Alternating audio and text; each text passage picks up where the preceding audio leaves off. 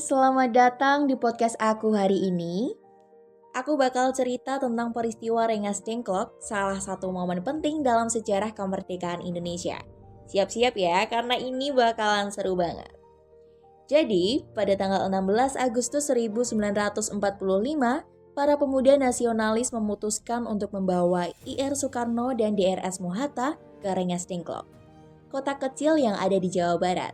Tujuannya untuk apa? Untuk mengamankan mereka dari pengaruh Jepang. Pemuda-pemuda ini tidak mau Jepang ikut campur dalam proklamasi kemerdekaan kita. Lalu siapa aja sih para pemuda tersebut? Mereka antara lain adalah Sukami, Khairul Saleh, Wikana, dan juga Soekarni. Mereka ini merupakan bagian dari golongan muda yang semangatnya menggebu-gebu untuk segera memproklamasikan kemerdekaan. Mereka berpikir jikalau menunggu itu akan terlalu lama dan kesempatan emas ini bisa saja hilang. Dan di sisi lain terdapat golongan tua yang lebih berhati-hati dan juga diplomatis. Golongan ini termasuk Soekarno, Hatta, dan juga Ahmad Soebardjo. Mereka ingin menunggu rapat panitia persiapan kemerdekaan atau yang biasa disingkat PPKI yang dijadwalkan pada tanggal 18 Agustus 1945 untuk proklamasi secara resmi. Peristiwa Rengas Dengklok ini terjadi karena terdapat perbedaan pendapat soal kapan proklamasi harus dilakukan. Golongan muda pengen cepat-cepat, sementara golongan tua pengennya lebih terencana. Setelah dibawa ke Rengas Dengklok, Soekarno dan Hatta akhirnya kembali ke Jakarta. Mereka memutuskan untuk memproklamasikan kemerdekaan pada tanggal 17 Agustus 1945. Teks proklamasi ini dirumuskan oleh IR Soekarno, DRS Mohatta, dan juga Ahmad Soebardjo di Rumah Laksamana Maeda dan diketik oleh Sayuti Melik. Pada tanggal 17 Agustus 1945, Soekarno membacakan teks proklamasi di Jalan Pegangsaan Timur nomor 56 di Jakarta.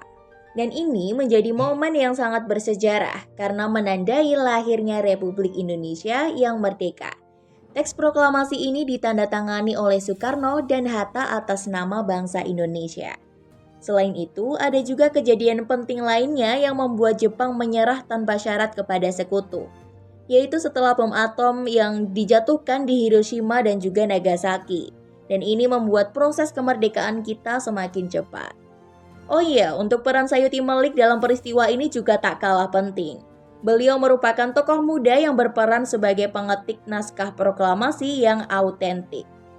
Selain Soekarno dan juga Hatta, ada juga nih tokoh nasionalis lain yang terlibat. Contohnya seperti Rajiman Widyodiningrat. Beliau bersama Soekarno dan Hatta dipanggil ke Dalat, Vietnam oleh Jepang untuk mendapatkan instruksi lebih lanjut. Namun, para pemuda tetap ngotot nih jikalau kemerdekaan ini harus segera diproklamasikan.